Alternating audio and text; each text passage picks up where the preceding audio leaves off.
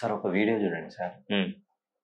So ట్రైన్లోనా? ట్రైనే కదా అది? ట్రైనే sir. ట్రైన్లో ఒక ట్రైన్ పెద్ద చిన్న పాప, చిన్న పాప. పాప ఏజ్ వచ్చేసి ఒక 8 to 10 years. అంతే అంతే అంతే. సో తన తలపైన అంత బరువు పెట్టుకొని లోకల్ రన్నింగ్ ట్రైన్ నుండి కిందకి దిగి ఆ ఏజ్ లో అంత కష్టపడాల్సిన అవసరం ఏంటి సార్ పాపకి? వాస్తవానికి మనం మన పిల్లోడిని ఏదైనా పంపిస్తేనే వాడు ఇంటికి వచ్చేవారు కూడా మనకు బాధ.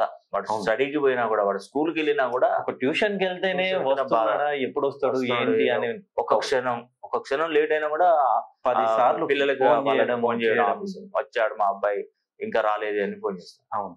ఆ పాపను ఏ తల్లిదండ్రులకు అన్నారో ఆ కుటుంబం మరి పరిస్థితి ఏందో, ఆ దయమైనటువంటి పరిస్థితి ఆ పాపకి ఎందుకు వచ్చిందో, వాళ్ళ ఆ అమ్మాయి అలా చిన్న వయసులో కష్టపడుతుంది, చదువుకునేటువంటి వయసులో కష్టం చేసి తల్లిదండ్రులు సాకుతుందా, మరి ఏంటంటే మనకు ఆ సిచ్యువేషన్ లేదా. నిజంగా ఇలాంటి సంఘటనలు ఎక్కడైనా జరిగితే, ఒకవేళ అలాంటి సమస్యలు ఉంటే మా వరకు తెలియజేస్తే ఎంతో కొంత సహాయం నేను చేయడానికి నేను ముందుంటా.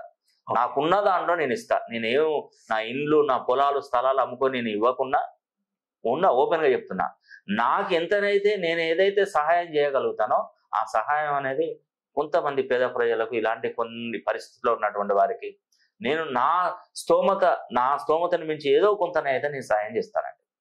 నిజంగా ఇలాంటి పిల్లల విషయంలో చదువుకునేటువంటి పిల్లలు ఈ రోజు పని చేస్తున్నారంటే ఇక మన దేశం ఎందుకు ఎలా ముందుకు పోతుంది?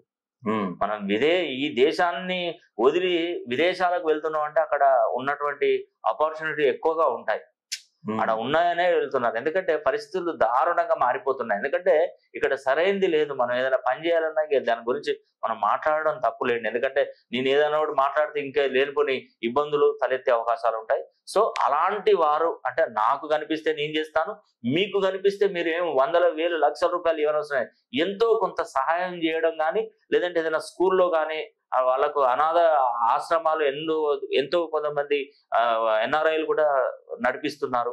వాళ్ళ దాంట్లో ఆ పాపను చేర్పించి చదివిపిస్తే చాలా మంచిగా ఉంటుందని కూడా చెప్తున్నారు. ఎందుకంటే ఈ రోజు పిల్లలే రేపటి భవిష్యత్ అండి. మన దేశం ఎదగాలంటే, ఒక ఉన్నతమైనటువంటి స్థానంలో ఉండాలంటే మన భారతదేశంలో ఇలాంటి పిల్లలే రేపటి భావి భారత పౌరులు అంటే నిజంగా చెప్తున్నాను. ఖచ్చితంగా ఇలాంటివి ఎక్కడైనా ఉంటే మన వంతు సహాయం చేయడం మంచిదని కూడా నేను అనుకుంటున్నాను.